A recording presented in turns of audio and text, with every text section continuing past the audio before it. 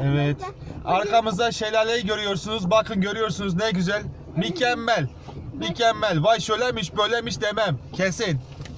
Anlatmıyorum. Kapıyı açtım. Görüyorsunuz zaten. Neden anlatayım? Mükemmel. Şırıl şırıl. Vakı vakı vakı vakı. Vakı vakı vakı vakı. Şemmo şemmo. Sen de de. Aa, kafam. Nasıl adı? Şelale nasıl? Mükemmel değil mi? Bakın görüyorsunuz Bakın. arkada. Elliyorum. Anlatmıyorum. Anlatmaya hiç gerek yok. Bakın elliyorum. Şelaleyi mi el Ya diyorsunuz? bu şelale nasıl elli?